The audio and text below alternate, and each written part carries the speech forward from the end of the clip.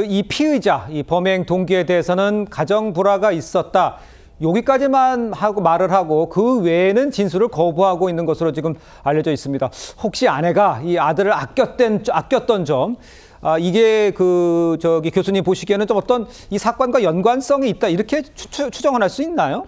가장 기본적으로 이제 이런 범죄 같은 경우는 누적된 형태의 갈등과 분노가 기본적인 어떤 근거를 가지고 있거든요. 예. 누적된 갈등 형태는 일종의 모티브가 되는 겁니다. 그러니까 내적인 형태의 갈등이 되고 그다음에 그것이 폭발했을 때는 일종의 방아쇠 효과가 나타나는 건데 지금 나타나는 가정 불화는 일종의 방아쇠 효과라는 거고 본인이 가지고 있는 일종의 자존감이라든가 열등감 같은 경우는 그에 대한 에너지가 되겠죠. 말하자면 오랫동안 아들로부터 아니면 배우자로부터 뭐 무시를 당했건 그런 어떤 감정적인 게 쌓여갖고 특정한 어떤 관계 속에서 폭발을 했다라고 하는 것이 본인의 그 범행 동기가 되겠는데 물론 이건 당연히 다시 한번 수사를 해봐야 되겠지만은 분명히 가능성을 가지고 있고 특히 이제 범행 방법과 그러니까 말하자면 폭탄이라든가 아니면은 가족 내에서의 부분이라 이런 것은 분명히 가능성을 염두에 두고 있습니다. 알겠습니다.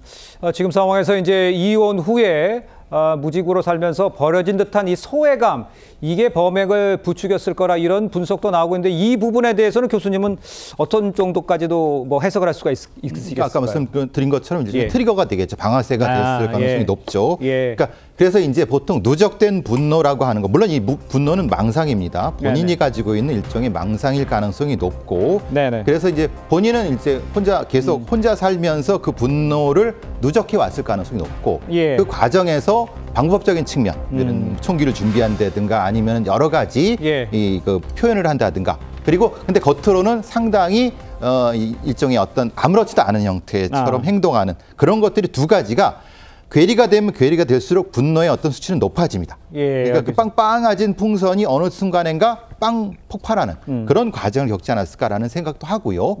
부인의 성공하면 성공할수록 본인은 쪼그라드는 자신의 자존감을 감당할 수 없었겠죠. 그리고 그것을 매개해 주는 것이 아들이지 않습니까? 아들은 자기보다 자기 부인, 어머니의 말을 들으니까 그것이 더더욱 지속적인 충돌이 되지 않을까 싶습니다. 알겠습니다. 자존감의 문제가 있었고 한 번에 발생한 것이 아니라 누적된 오랜 기간 누적된 이유가 있었을 것이다. 이렇게 좀 분석은 해주셨습니다.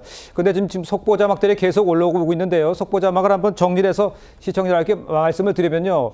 폭발물, 자기 집에 했던 그 폭발물 설치 이유, 피의자가 생을 정리할 목적으로 그렇게 해서 만들었다는 지금 속보가 올라와 있고요. 다수 인명 피해 나도 어쩔 수 없다고 생각했다. 이렇게 피의자가 얘기를 한 것으로 지금 전해지고 있습니다.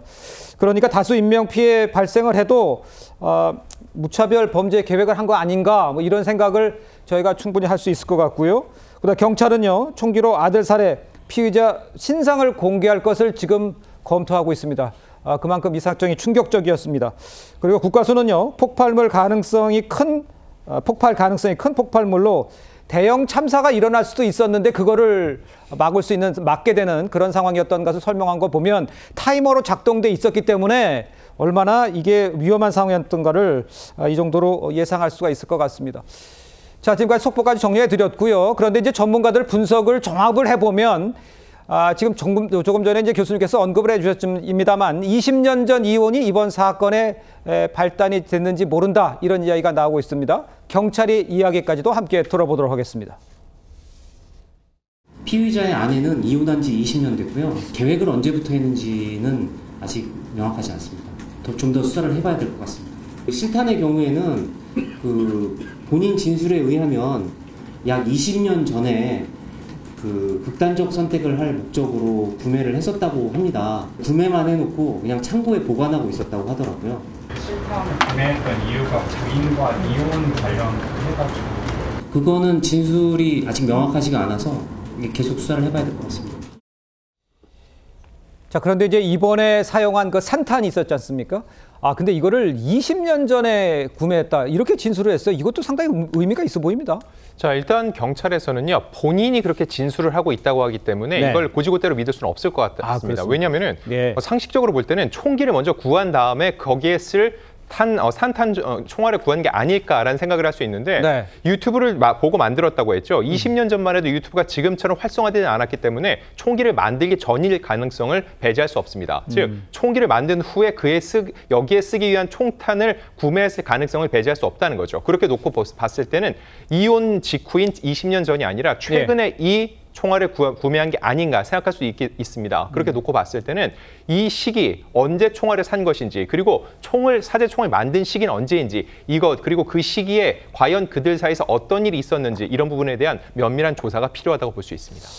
그런데 이제 아까 이제 부부 사이가 원만하지 않았다는 이야기도 했습니다만 그 전에 부부 관계가 좋았을 때도 있었다 이런 기사도 나오고 있는데 그거는 어떻게 보면 좋겠습니까? 네, 이건 이혼한 아내 언론 인터뷰를 통해서 어느 정도 유추해 볼 수가 있습니다. 네. 일단 20대 젊은 나이에 남편의 등록금을 내주기 위해서 열심히 돈을 벌었다. 즉 돈은 자신이 벌고 남편은 공부할 수 있는 여건을 마련해 줬다는 거죠. 그리고 남편과 대화를 나눴는데 가정 일과 직장 중 무엇에 비중을 더 줬으면 좋겠냐는 얘기에 대해서 남편이 너는 살림보다 일을 더 잘하는 것 같으니 회사에 집중을 하라. 가정을 못 챙기는 부분은 내가 도와주마라고 얘기해서 천군만마를 얻은 것 같았다고 얘기를 했습니다. 네네. 이때까지만 해도 굉장히 부부관계가 좋았다고 볼 수 있죠. 근데 언론 인터뷰에서 또 하나 주목할 부분이 있습니다. 네. 일하는 여성들에게 제발 둘 다 완벽하지 말라고 얘기를 하고 싶다. 육체적인 한계가 있는데 그걸 넘어서려고 하면 엄청난 스트레스가 온다고 충고하기도 했고요. 저 역시 결혼 후 3년간 무척 잘하려고 애썼으나 오히려 너무 힘들었다고 얘기를 했습니다. 그 얘기인즉